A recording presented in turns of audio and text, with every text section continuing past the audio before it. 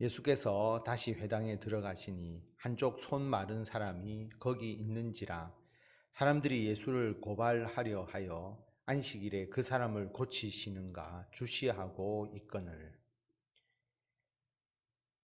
예수님께서 안식일을 범하신다라는 생각을 바리새인들, 서기관들이 가지게 되었습니다. 그래서 예수님께서 안식일에 병을 고쳐서 안식일을 범하는지를 그들이 감시하고 있는 것이죠. 그래서 예수님이 회당에 들어가시고 회당에 한쪽 손 마른 사람, 몸이 아픈 사람이 있으니까 안식일에 병을 고치시는지를 유심히 살펴보고 예수님을 고발하려고 예수님을 보고 있었습니다. 예수께서 손 마른 사람에게 이르시되 한가운데 일어서라 하시고 그들에게 이르시되 안식일에 선을 행하는 것과 악을 행하는 것, 생명을 구하는 것과 죽이는 것 어느 것이 옳으냐 하시니 그들이 잠잠하거늘. 그들의 마음이 완악함을 단식하사 노하심으로 그들을 둘러보시고 그 사람에게 이르시되 내 손을 내밀라 하시니 내밀매 그 손이 회복되었더라. 예수님께서 손 마른 사람에게 일부러 그 회당 한가운데 모든 사람이 보는 앞에 서라라고 말씀하십니다. 안식일에 병을 고치는 것을 숨기지 않고 오히려 더 당당하게 그 사람들에게 내어 보이시면서 병을 고치시는 것이죠. 그러면서 안식일에 선을 행하는 것과 악을 행하는 것, 생명을 구하는 것과 죽이는 것, 어느 것이 옳으냐라고 묻습니다. 그런데 그들은 그 대답을 하지 못하죠. 왜 그랬을까라고 생각을 해보면 예수님은 안식일에 병을 고치셨습니다. 선을 행하는 것이죠. 그러나 이 사람들은 안식일에 일을 하지 않고 하나님의 율법을 지킨다고 하면서도 안식일에 악을 행하고 그리고 하나님 보시기에 올바르지 않은 일을 분명히 했다라고 하는 겁니다. 그러니까 예수님께서 이 두 가지를 비유하시는 것이죠. 자, 일을 하지 않아서 나는 율법을 지켰다라고 말할 게 아니라 일을 하지 않으면서도 다른 악을 행하고 하나님 보시기에 죄를 행한다면 어느 것이 더 안식일을 잘 지키는 것이냐는 것을 반문하는 것이죠. 그래서 일을 하느냐 안 하느냐 그런 기준이 아니라 안식일에 선을 행하느냐 악을 행하느냐 생명을 죽이는 것과 그리고 생명을 살리는 것 어느 것을 선택하겠느냐라고 예수님께서 다른 관점에서 안식일에 대한 질문을 던지시니까 그들이 대답할 수가 없는 것이죠. 예수님의 말씀이 맞기 때문입니다. 그런데 그들은 자신의 잘못을 깨닫기보다는 그들은 오히려 예수님을 죽이려고 하죠. 그래서 예수님께서 그들의 마음이 완악하다라고 말합니다.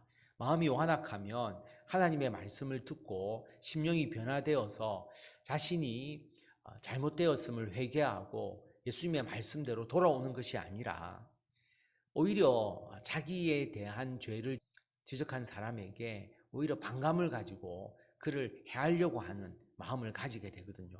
그 완악함을 그대로 이 사람들이 가지고 있었습니다. 그래서 예수님께서 그들의 마음이 완악함을 탄식하시고 그리고 노하심으로 화를 내시면서 거룩한 분노죠.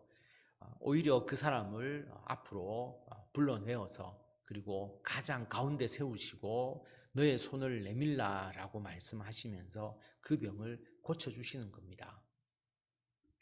우리가 그 자리에 있었다면 여러분 한쪽 손이 말라서 어려움을 겪는 사람이잖아요. 그러면 예수님께서 그 사람의 병을 고쳐주시면 기뻐하지 않겠습니까?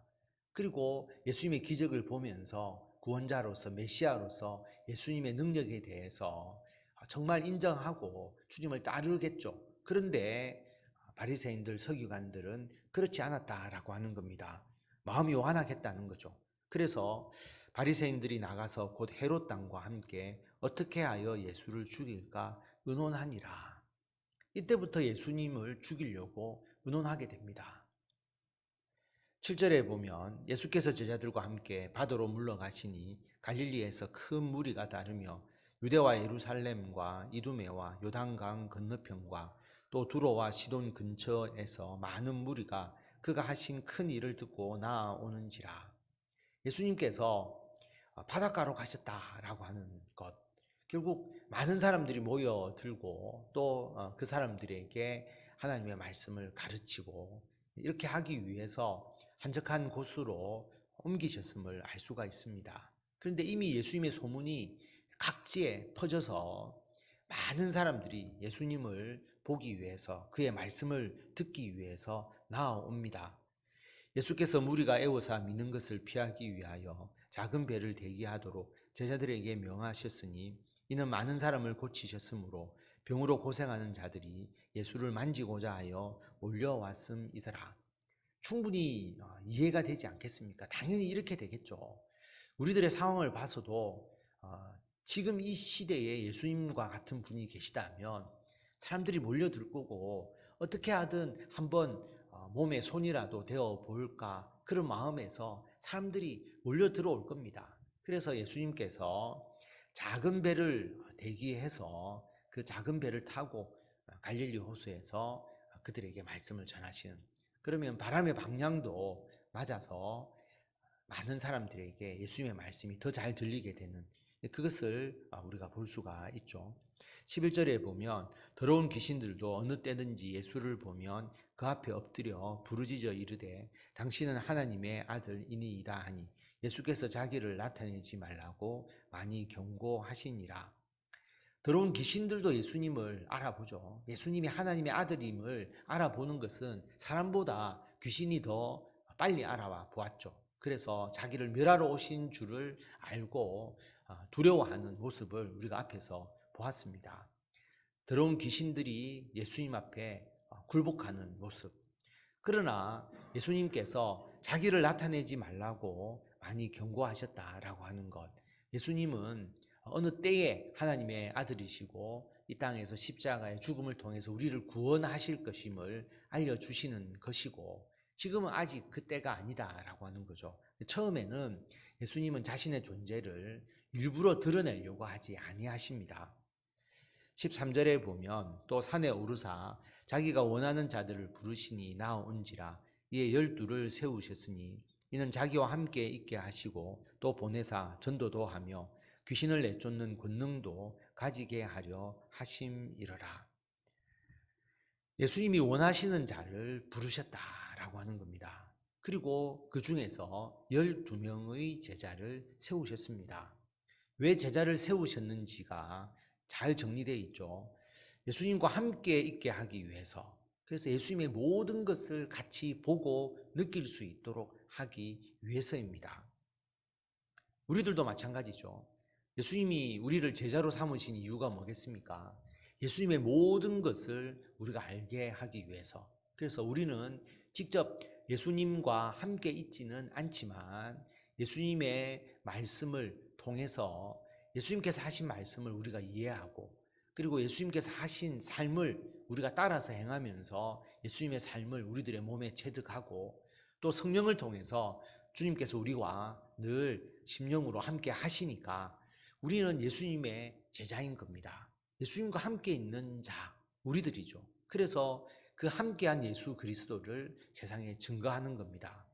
그 다음에 보내사 전도도 하는 것, 전도하는 것이죠. 예수 그리스도를 전하고 그리고 예수 그리스도를 믿고 구원 얻는 그 복음을 증거하는 것이 우리들의 사명입니다. 제자들도 예수 그리스도를 목숨을 바쳐서 증거했습니다. 그 다음에 귀신을 내쫓는 권능을 가지게 하려 함이라. 우리가 살아가는 모든 삶이 사탄과 영적인 전쟁 가운데 있는 삶이죠. 사탄의 세력을 우리가 세상에서의 삶을 통해서 이기고 예수 그리스도의 승리를 선포하는 것이 우리들의 사명입니다. 세상에서의 영적 싸움에서 우리가 승리케 하기 위해서 하나님께서 우리를 택하셨다라고 하는 것입니다. 그것을 우리가 충분히 가지고 있다는 거죠. 예수 믿는 자는 귀신을 내쫓는 사탄의 세력을 이기고 굴복시키는 힘을 가지고 있고 우리는 영적 전쟁에서 결코 패배하지 않는다 하나님의 나라를 확장하고 하나님의 나라의 승리를 위해서 살아가는 우리들이다라고 하는 것입니다. 이 12를 세우셨으니 시몬에게는 베드로란 이름을 더하셨고 또 세베대의 아들 야고보와 야고보의 형제 요한이니 이 둘에게는 보아느게 곧 우레의 아들이란 이름을 더하셨으며 또 안드레와 빌립과 바돌로메와 마테와 도마와 알페오의 아들 야고보와 및 다데오와 가나나인 시몬이며 또 가룟 유다니 이는 예수를 판 자더라. 예수님의 12제자의 이름이 나옵니다. 그래서 성경에 그 12제자의 이름을 다 기록해 두었다라고 하는 것은 의미가 있죠. 의미가 있으니까 이름을 이렇게 체계적으로 기록하지 않았겠습니까? 우리들도 마찬가지죠. 우리가 모든 사람들이 우리를 기억하지 못할 수 있겠지만 주님은 우리들의 이름을 기록하고 있다라고 하는 거죠. 생명책에 기록하고 있다라고 하는 의미로 우리들이 예수님의 제자임을 예수님께서 기록하시고 그 제자의 사명을 행하도록 하신다라고 하는 것을 우리가 기억해야 됩니다. 그리고 예수님의 제자가 되면 사람이 변화하죠. 세베대의 아들 야고보 그리고 형제 요한 이 둘에게는 우레의 아들이란 이름을 다하셨다. 그래서 나중에 보면 이 요한 그리고 야고보 성격이 급하다고 할 수가 있죠. 그러니까 우레의 아들이라고 하는 그런 표현을 썼을 겁니다. 다혈질일 수도 있죠.